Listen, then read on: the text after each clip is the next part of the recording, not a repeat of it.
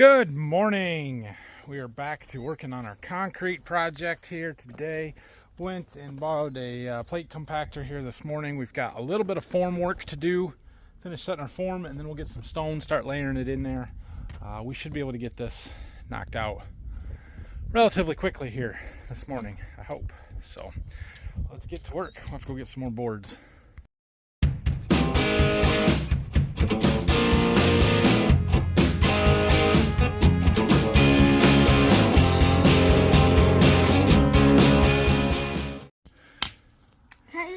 For 1 second. They're practicing. This seems dangerous. Whatever. It's all fine. It's fine. Okay. We got to figure out how exactly this angle is going to work on this side. Since we did a clipped corner, 45 on that one, I wanted to match it over here. But that one is kind of a 6 foot angle. This one, because 6 foot would take us all the way to our concrete, I don't want to do that. We're going to do 3 foot. Placed those boards when I thought I was going to do a radius, so they're not going to be right now. So we got to figure out where this side's going to be. Well, we've got one side done all the way through. And I did some math. I could get concrete ordered for tomorrow. This is even less than I thought. We're like 54 feet if I measure right down the center to the step. And 54 feet times 4 feet wide by 1/3 of a foot thick, 4 inches thick. It's only 2.5 yards, slightly over 2.5 yards. We got to mess around with the step in a little bit there. I ordered 3. We'll have plenty, but it's a pretty small pour. This one should be easy. I mean, we're 4 foot wide. You get a 5 or 6 foot screed board and you just screed it off. The biggest thing is all the edging you got to do and floating it and stuff. So, although they can't come until 2:30 in the afternoon tomorrow, which is my fault for waiting until today, the day before, to order concrete. So working in the heat in the sun is not going to be super fun. Fortunately, it's a small pour. I think we'll be okay. It's just going to set up sort of fast on us. It'll be okay. The forms are set. What a deal. We've got slope running this way and then across that way, and most of it falls that way. So there's slope on everything, not overwhelming slope. I doubt it'll be noticeable when you're walking on it, but it'll keep the water from setting on it. It's 1/4 to 1/2 an inch across the side. Yeah, good. We need to clean up a little bit and then go get some stone and start. Well, we got to dig this sod out here yet. Suppose I should do that before I get stone. Yeah, a little bit. Just get the grass out of there mostly. We don't really need to do much other than that. And then we'll get some stone put in there, get everything leveled up. You can see we got quite a bit to fill in over there where we scraped that other sod out. That's just the way it goes. No big deal. We need some stone. You guys see that out there? Corn's tasseling. A little uneven, but it's getting better. Oh, just my luck. Wouldn't you know it? Got a flat tire.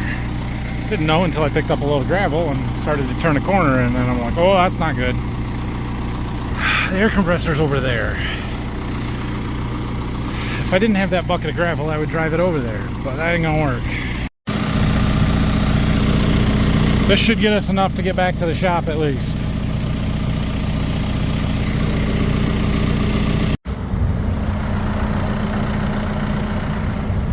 Look okay. It looks okay from here, but I can't see out there very good. Don't hit the barn. Crisis averted. We didn't wreck a tire. We didn't even roll it off the bead. Just had to get it over and air it out. One bucket load went a long ways. Not enough. We need some more, but that will help. We'll probably tamp this down before we put some more on it. Daddy, and get some more and spread it out. What? Use Papa's trailer, but he's got stones in that trailer. His trailer, his dump trailer? Yeah. Yeah, we got the stone right there at the farm. It'll be okay. We need some more stakes because I have 2 on each board, but this is too long. So we need to put some in the middle.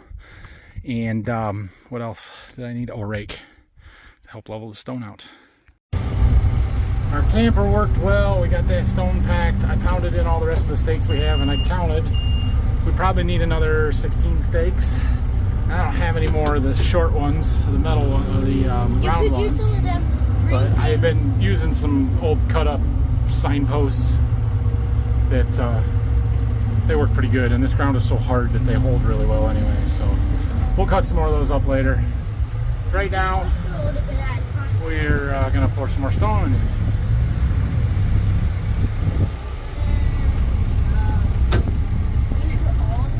No, we're not gonna put it all there. Put a pile there. Put another pile here. You're gonna put it on the damper stick? Nope. It's probably enough for now, at least. We'll go put some more over there. Probably gonna need at least one more bucket.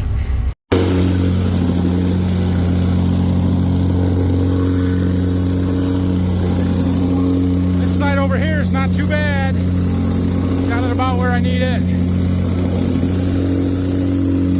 The idea is to be a 1/2 inch below the form.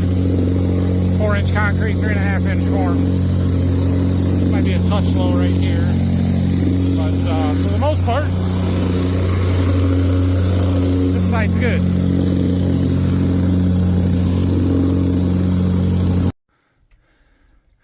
Okay, we're gonna go get another bucket of stone, but first it's lunchtime. So, and since I need to go and buy rebar, we're just gonna hook the trailer up and go buy some lunch and buy some rebar, and then we'll come back and get some stone in here, and then it should be just laying the bar out and we're ready to pour. And since we're not going until 2:30 tomorrow, we've got all morning tomorrow. Oh my goodness. That's where I was. It's fine, I don't even care. You almost got it done.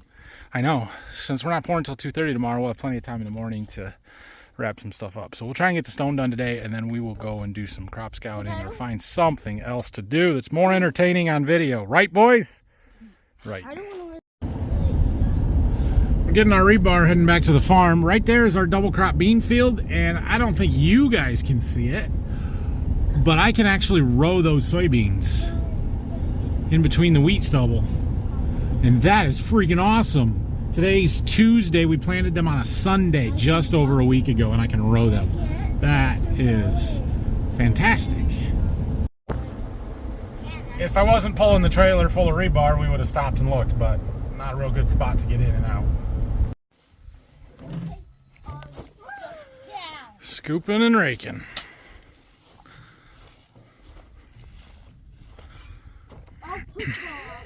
I'll push it all down for you, Daddy. Not bad, not bad. We could use just a little bit, especially right there. There's one spot right there and one little spot over there. So we need like a 1/2 bucket load of stone yet, I think, spread out a little bit. And then we can put our bar down and be done here. Rebar down. Laying rebar down, he says. So I think we're gonna do 3 runs, one down the middle, one on each side. We're bending them around our curves. Should be fine. We're gonna cut some cross pieces to kind of hold everything in place. I was debating whether we need expansion joints, right? Where we need the spots with either cuts or to trowel in kind of a expansion joint. I think we're gonna try and trowel them in. I've got one of the tools to do it. It's like an edger, double edger kind of thing. I don't know what it's called exactly. My question is going to be, where do we put them? We're 4 foot wide. I would think every 6 feet would be sufficient, but we're going to kind of have to go by, obviously we got to have one in our corners, so that's a high breakage point. So it's going to kind of have to just get put where they need to be put, equal spacing kind of thing. I was trying to think about trying to space my crossways rebar based on where those joints are going to be, but I don't know that it's going to matter actually.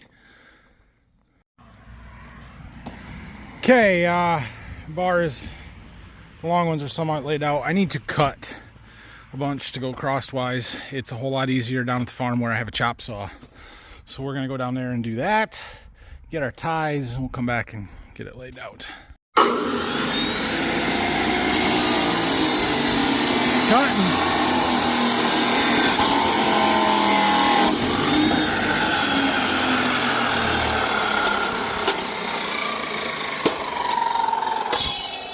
We got a pile.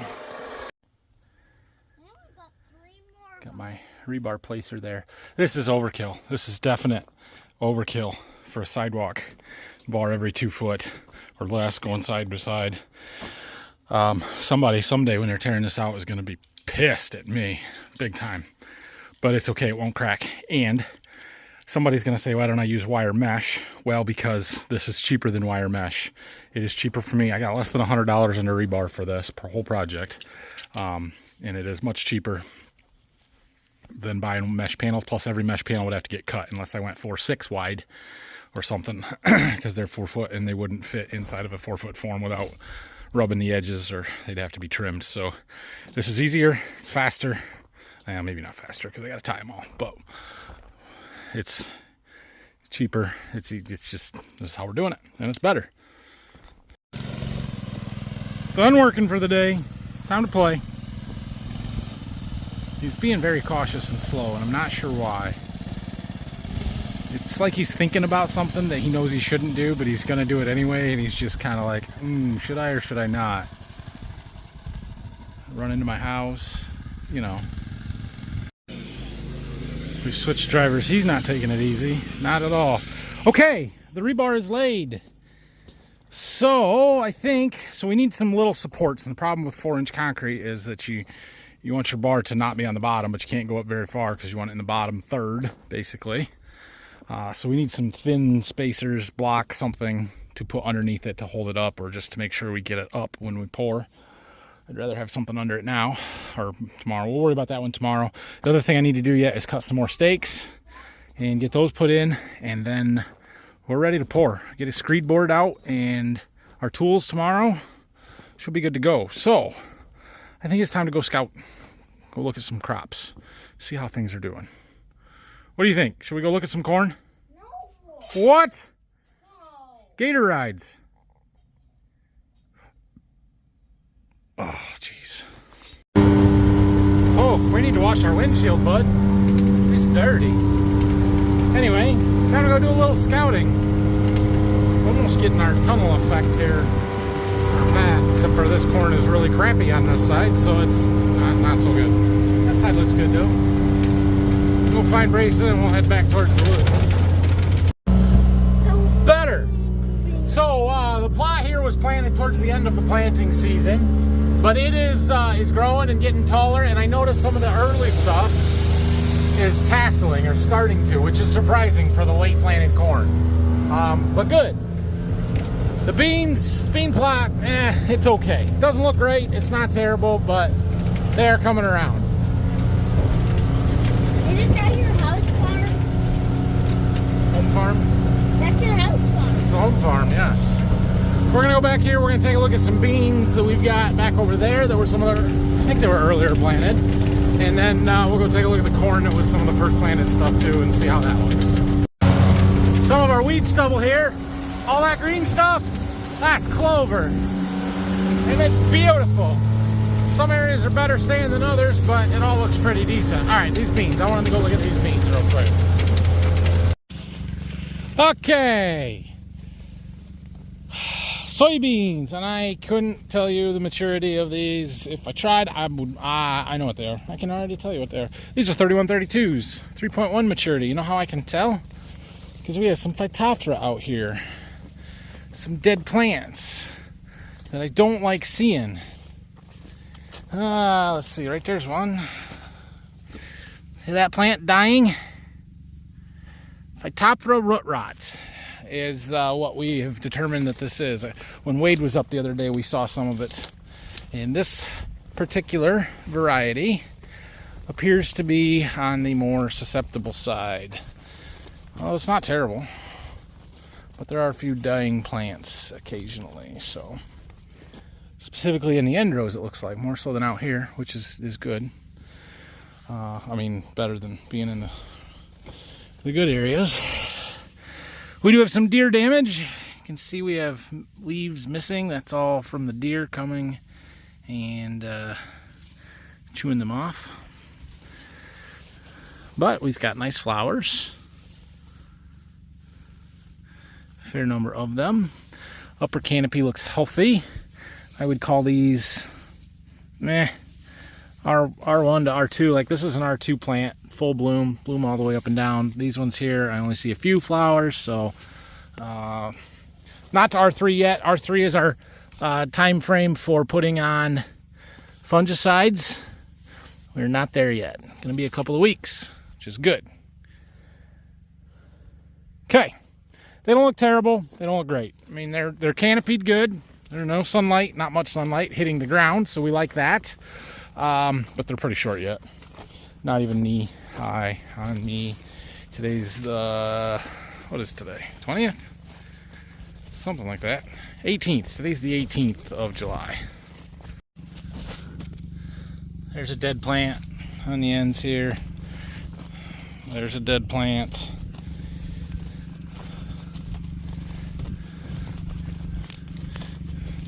There's a dead plant. Not good. One day last week, I don't remember what day it was, we planted some beans back here in this wheat field. They were the leftovers that we were just trying to get rid of. Was that on Friday? Thursday? Friday? It wasn't Friday. Must have been Thursday. Go get the plate. And, well, they're coming up. Find it. Find it. Right there. Right there. Right there. Right there. Soybeans. Impressive. Today's Tuesday. I think it's only been like 5 or 6 days, if that even.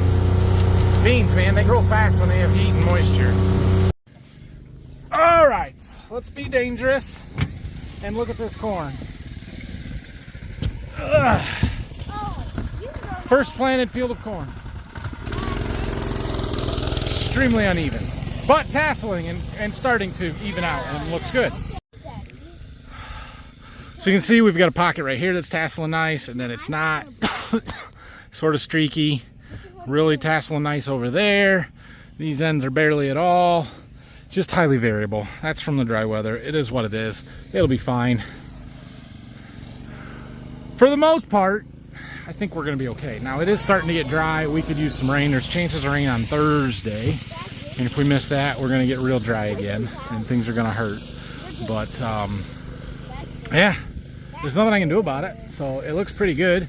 Down there, between the farm and that equipment that's down there, it looks better. That's some of our really good stuff where we did some wide dropping and everything. I think we're gonna drive down there, maybe see if we can pull an ear and take a look at that stuff. I should probably walk out here. Still banging on the system? He's doing something. Oh man, it makes me so much happier when I come and walk in this cornfield right here. Like, we've been in this one numerous times. You guys have seen it. This is always where the really good stuff is, because this is our best corn. And it's impressive, and it looks really good, and I'm happy with it. Keep checking for tar spots. We're gonna pull an ear off of here. We're starting to get some silks. We'll see what kind of rows around we've got, what things look like. Let me look for a minute. Well, I don't see hardly any disease. I don't see any tar spot. This corn is extremely healthy. It's nice and green all the way to the bottom. This looks fantastic. We've got lots of pollen shedding. There's dust everywhere. We've got silks growing. It looks great. We're going to take this ear out with us and see what it looks like. All right. Here's our ear. We're going to unwrap it. If you watched my live stream video the other day, we were trying to do this with an ear that was a fraction of this size, and it didn't work great. This should work really well. Please don't pull on that. So I do have a little trick that I'm going to show you. So obviously What is the trick? Well, I'm going to show you. Obviously we're shedding pollen, and that means that this corn is actively pollinating. We're fertilizing the kernels on the ear. You like that? And we can tell whether or not a individual kernel has been pollinated yet. That's or the not. trick? That's not the trick yet. So we're carefully unrolling it. Don't throw this up, okay? Please don't. Okay. I like it. You like it. There's the next one. I can do this faster, but we need to do it gently. I don't want to rip the silks off. Careful.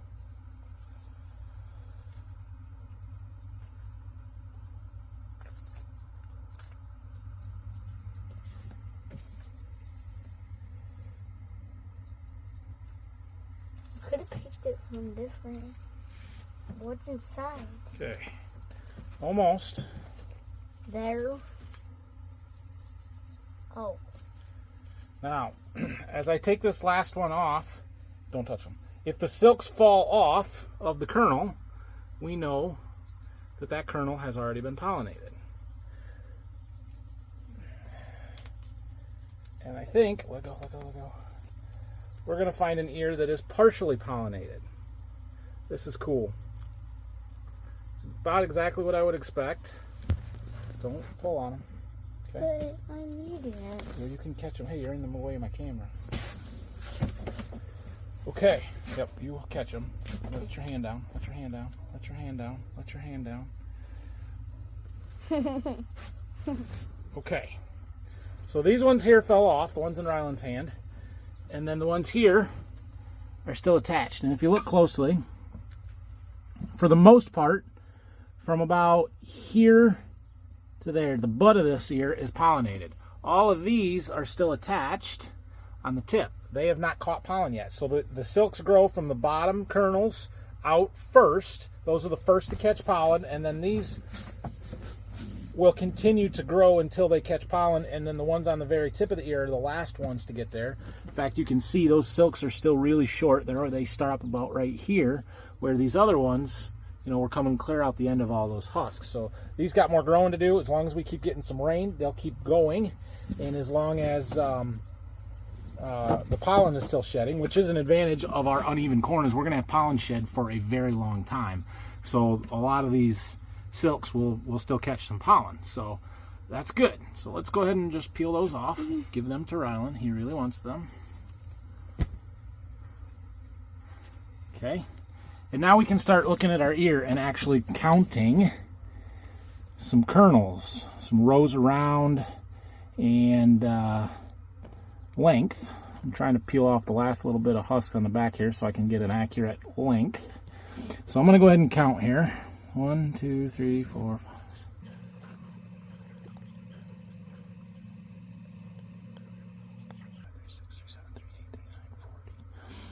So where are we at? To right here we've got 40. There's another 1, 2, 3, 4, 5, 6, or 7 on the tip of that ear. Whether they get there or not, who knows. 40 is probably realistic.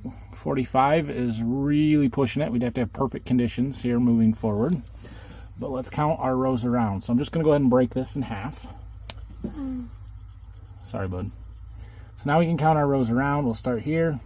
2, 4, 6, 8, 10, 12, 14, 16. 16, I believe.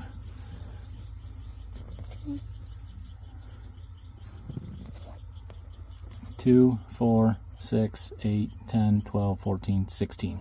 Yep, so we got 16 around by, we're going to call it 40. Now we can, I didn't do a stand count, we can do some math from there. Let's just say that we have an average stand of 28,000. This was real early planted. It may or may not be there. Let me do some math and I'll get back to you. All right, so 16 around times 40 long times 28,000 ears per acre, which may be low, maybe high, who knows, divided by 90,000 kernels in a bushel, that'd be our average, would give us 199 bushel corn. That's 200 bushel corn.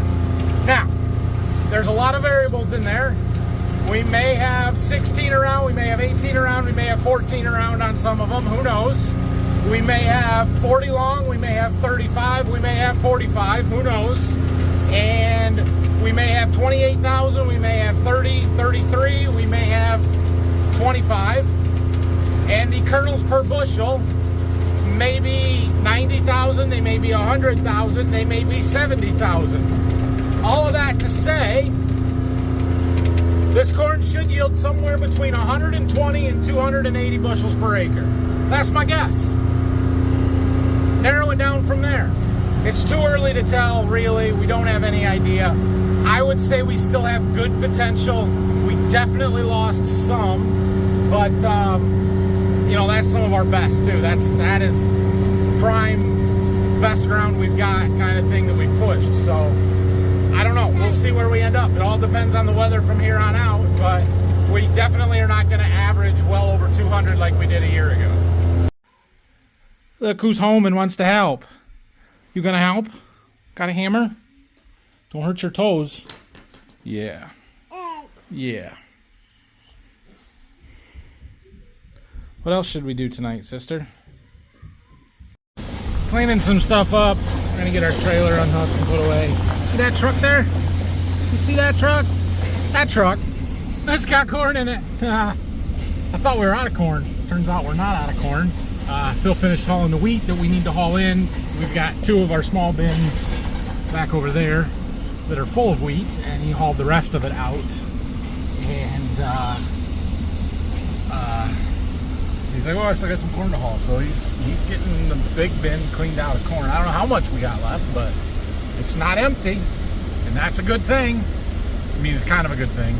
It was worth a lot more in December than it is now, but it's good that we still got some to sell. All right, I came back to this project. I cut a bunch of steaks and put them in, these green ones here. Splitting some of my other ones, trying to get us some good support behind our boards, which I think we're good there. So we are basically ready to pour. Like I said, I need to pick the bar up a little bit, but other than that, I think we're pretty good. So might try and mark out on the forms where I want to put expansion joints, cuts. I do have some expansion foam to put underneath there, so I need to do that yet. Yeah. I realize that when I do a job, task, project that I know little about, or at least am not a professional at, and then post said job on the internet, I open myself up for all of the "you should do this, you should do that, this is not right" comments and stuff, and I don't mind them, but I'm not going to change anything, so we'll be fine here. I got lots of comments about tapering these hinges in and being a tripping hazard. I suppose I can see that. It comes in 4 inches. It's not like it's not even that, 3.5 inches.